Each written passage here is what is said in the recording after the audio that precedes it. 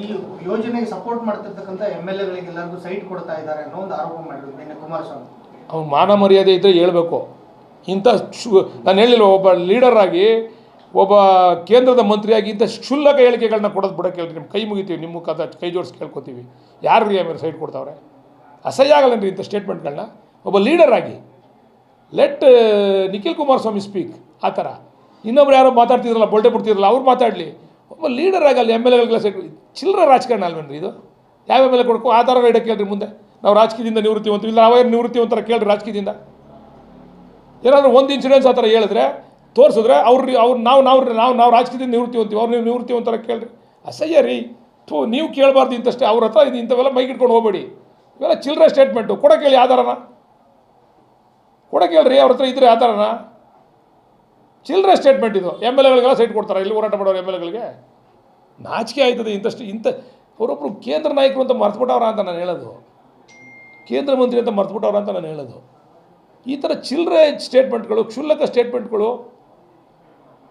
ನಾನು ಹಂಗೂ ಹೇಳಿದೆ, ಆಯ್ತಪ್ಪ ಬಿಟ್ಬಿಡೋಣ, ನೀವು ಇದನ್ನು ರಾಮನಗರದಲ್ಲಿ ಬಂದು ಚಾಮುಂಡೇಶ್ವರಿ ಮುಂದೆ ನಾನು ಇದು ನನ್ನ ಕನಸಿನ ಕೂಸು ಅಲ್ಲ ಅಂತ ನಾನು ಹೇಳಿಲ್ಲ ಅಂತ ಪ್ರಮಾಣ ಮಾಡಿ ಅಂತ ನಾನು ಕೇಳ್ದೆ.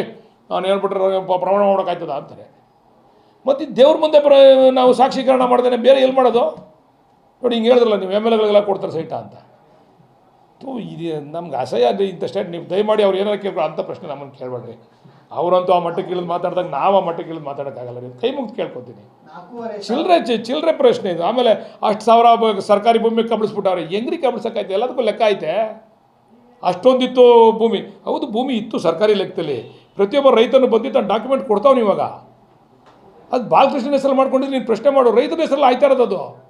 ಈಗ ಸರ್ಕಾರಿ ಲೆಕ್ಕ ಅವ್ನು ಡಾಕ್ಯುಮೆಂಟೇಷನ್ ಮಾಡೋಕ್ಕೆ ಹೋದಾಗ ಇದು ಖಾಲಿ ಇತ್ತು. ಇವಾಗ ಅವ್ನು ಬರ್ತಾವನೆ, ಅಣ್ಣ ನಂದು 53ರಲ್ಲಿ ಮಂಜೂರಾಗದೆ, ನಂದು 50ರಲ್ಲಿ ಮಂಜೂರಾಗದೆ, ಹಿಂದೆ ಹಿಂಗೆ ಮಂಜೂರಾಗಿದೆ. ಇದನ್ನೆಲ್ಲ ನಮ್ಗೆ ರೆಕ್ಟಿಫೈ ಮಾಡಿ ಅವೆಲ್ಲ ನಾವು ರೈತರಿಗೆ ಅನುಕೂಲ ಮಾಡ್ತಾ ಇರೋದು. ನಮಗಲ್ಲ. ನಮಗೇನಾರು ಅನುಕೂಲ ಮಾಡ್ಕೊಳ್ಳೋದು ಒಂದಿದ್ರೆ ತೋರಿಸ್ತೀವಿ, ಒಂದು ಕುಂಟೆ ಇದ್ರೆ ತೋರಿಸ್ತೀವಿ. ನಾವು ರಾಜಕಾರಣ ಮಾಡಲ್ಲ. ಆಮೇಲೆ ದಯಮಾಡಿ ನಾನು ನಿಮ್ಮ ಮುಖಾಂತರ ಕುಮಾರಸ್ವಾಮಿ ಅವ್ರ ಕೈ ಜೋಡಿಸಿ ಕೇಳ್ಕೊತೀನಿ, ಇಂಥ ಕ್ಷುಲ್ಲಕ ಹೇಳಿಕೆಗಳನ್ನು ಕೇಂದ್ರ ಮಂತ್ರಿಯಾಗಿ ಕೊಡೋದನ್ನು ನಿಲ್ಲಿಸಬೇಕು ಅಂತ ಮನವಿ ಮಾಡ್ತೀನಿ. 4,500 ರೈತರು ಭೂಮಿ ಕೊಡಲ್ಲ ಅಂತೇಳಿ ಜಿಲ್ಲಾಧಿಕಾರಿಗಳ ಕಚೇರಿಗೆ ಪತ್ರ ಕೊಟ್ಟಿದ್ದಾರೆ, ಮನವಿ ಕೊಟ್ಟಿದ್ದಾರೆ. ಅದಕ್ಕೆ ಒಬ್ಬ ಅಧಿಕಾರಿ ರೆಸ್ಪಾನ್ಸ್ ಮಾಡ್ತಾ ಇಲ್ಲ ಅನ್ನೋ ಸರ್. ಈಗ ಅದ್ರ ಬಗ್ಗೆ ನಾವು ನೋಟಿಫಿಕೇಶನ್ ಮಾಡಿದ್ಮೇಲೆ ನಿಮಗೆ ಗೊತ್ತಾಯ್ತು ಎಷ್ಟು ಕೊಟ್ಟವ್ರೆ ಎಷ್ಟು ಕೊಟ್ಟಿಲ್ಲ ಅಂತ. ಸುಮ್ಮನೆ ಏನು ನಾನು ಹೇಳ್ತೀನಿ, ನಾನೀಗ 5,000 ಜನ ನನಗೆ ಕೊಟ್ಟವ್ರೆ ಅಂತ ಹೇಳಿದ್ರೆ ಅದಕ್ಕೆ ದಾಖಲೆ ಬೇಕಲ್ಲ. ಕೊಡೋಕೆ ಹೇಳಿ ದಾಖಲೆ. ಯಾವ್ಯಾವ ರೈತರು 4,500 ಜನ ರೈತರುಗಳು ಕೊಟ್ಟವ್ರೆ ಅಂತ ಕೊಡೋಕೆ ಹೇಳಿ ನೋಡೋಣ. ಸುಮ್ಮನೆ ನೋಡಿ ಸರ್, ಸ್ಟೇಟ್ಮೆಂಟ್ ಮಾಡಬೇಕಾದ್ರೆ ಏನೋ ವೇಗ ಸ್ಟೇಟ್ಮೆಂಟ್ ಮಾಡಿ. ಯಾಕಂದರೆ ನೀವು ಮುಖ್ಯಮಂತ್ರಿಗಳು, ಅವರು ಮಾಜಿ ಮುಖ್ಯಮಂತ್ರಿಗಳು, ಕೇಂದ್ರ ಮಂತ್ರಿಗಳು, ನೀವು ಅವ್ರ ಮುಂದೆ ಹೋಗಿ ಹಿಡಿತೀರಾ, ಅದನ್ನು ಜನ ನೋಡ್ತಾರೆ. ಅದಕ್ಕೆ ಏನೋ ಒಂದು ಹೇಳೋದು. ಮೊದಲೇ ಎಲ್ಲ ಹೇಳ್ತಾರೆ hit and run case Kumaraswamy ಅಂತ. ಹಂಗೆ ಇದು ಅದೇ ಸೇಮ್ ಕೇಸೇ. ಈಗ ಹೇಳಿಲ್ಲ MLAಗಳು ಕೊಟ್ಬಿಡ್ತಾರೆ ಸೈಟ ಅಂತ. ತೋರ್ಸಕ್ಕೆ ಹೇಳಿ. ಇಂಥವೆಲ್ಲ ಮಾತಾಡೋದ್ಬಿಟ್ಟು ಅಂಥ ಪ್ರಶ್ನೆ ನಮ್ಮನ್ನು ಕೇಳ್ಬೇಡ್ರಪ್ಪ. ಅವ್ರು ಏನೋ ಹೇಳ್ಕೊಳ್ಳಿ ಕುಮಾರಸ್ವಾಮಿ. ಆಯಿತು, ಅದ್ರ ಬಗ್ಗೆ ತನಿಖೆ ಮಾಡ್ಸೋಕೆ ಹೇಳಿ. ಕೇಂದ್ರದಲ್ಲಿ CBI ಐತೆ, ಮಾಡೋಕ್ಕೆ ಹೇಳಿ. CBI ಐತೆ. ಅದು ರಾಜ್ಯದ ಅಭಿವೃದ್ಧಿಗೋ ಅವ್ರು ನಮ್ಮ ಅಭಿವೃದ್ಧಿಗೋ ಅದನ್ನು ತನಿಖೆ ಮಾಡ್ಸೋಕೆ ಹೇಳಿ ಕುಮಾರಸ್ವಾಮಿ ಅವ್ರಿಗೆ. CBI ತನಿಖೆ ಕೊಡಲಿ. ಅದು ಅಭಿವೃದ್ಧಿ ಸರ್ಕಾರದ ಅಭಿವೃದ್ಧಿಗೆ ಅಂದರೆ ಮಾಡಕ್ಕೆ ಬಿಡಲಿ. ಅವರೇ ಬಂದು ನಿಂತ್ಕೊಂಡು ಮಾಡಿಸ್ಲಿ. ಸರ್, ಇದನ್ನು ಬಿಟ್ಟು ಈಗ ಅಡ್ಡ ಮತದಾನದ ವಿಚಾರದಲ್ಲಿ ಕಾಂಗ್ರೆಸ್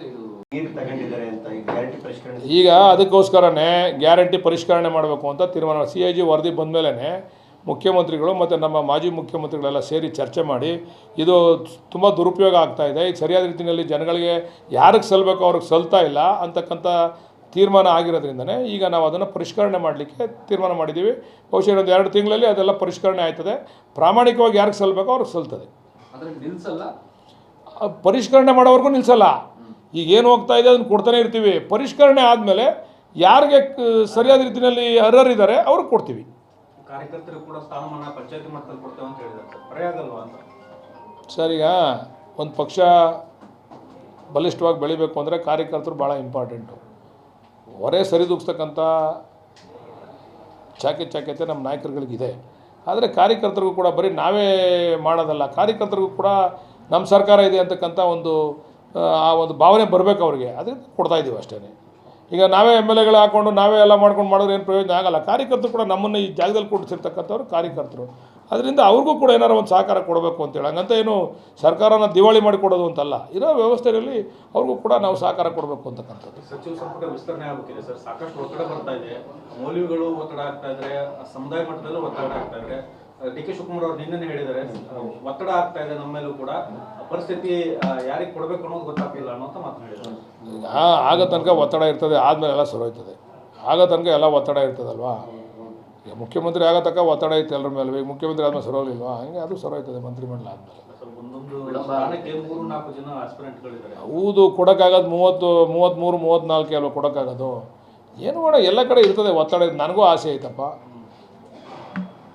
ಒತ್ತಡ ಇರ್ತದೆ ಸರ್. ಹಂಗಂತ ಯಾರು ಕೂಡ ಪಕ್ಷದ ವಿರುದ್ಧವಾಗಿ ಹೋಗುವಂಥದ್ದೇನಿಲ್ಲ. ಇವತ್ತು ನೋಡಿರಿ, ಸಿದ್ದರಾಮಣ್ಣವರ ಡಿ.ಕೆ. ಶಿವಕುಮಾರ್ ಅವರ ನೇತೃತ್ವದ ಸರ್ಕಾರ ಮತ್ತೆ 28ರಲ್ಲಿ ಇವತ್ತಿನ ನಮ್ಮ ಹಿಂದೆ ನಮ್ಮ ಸಿದ್ದರಾಮಣ್ಣವ್ರು ಮಾಡಿದಂಥ ಗ್ಯಾರಂಟಿಗಳು, ಇವತ್ತು ಡಿ.ಕೆ. ಶಿವಕುಮಾರ್ ಹೋಗ್ತಾ ಇರ್ತಕ್ಕಂಥ ರೀತಿ ನೀತಿಗಳು, ಇವೆಲ್ಲವನ್ನು ನೋಡಿದ್ರೆ 28ಕ್ಕೆ ಮತ್ತೆ ನಮ್ಮ ಸರ್ಕಾರ ಅಧಿಕಾರಕ್ಕೆ ಬರ್ತದೆ ಅಂತಕ್ಕಂಥ ಆತ್ಮವಿಶ್ವಾಸ ನಮಗಿದೆ.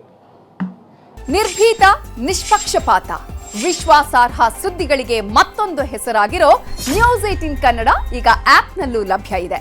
ದಯವಿಟ್ಟು ಇಲ್ಲಿರೋ QR ಕೋಡ್ ಅನ್ನು ಸ್ಕ್ಯಾನ್ ಮಾಡಿಕೊಂಡು ಆಪ್ ಡೌನ್ಲೋಡ್ ಮಾಡೋದಕ್ಕೆ ಮರಿಬೇಡಿ. ನಿಮ್ಮ ಬೆಂಬಲ ಹೀಗೆ ಸದಾ ನಮ್ಮೊಂದಿಗಿರಲಿ. ಧನ್ಯವಾದ.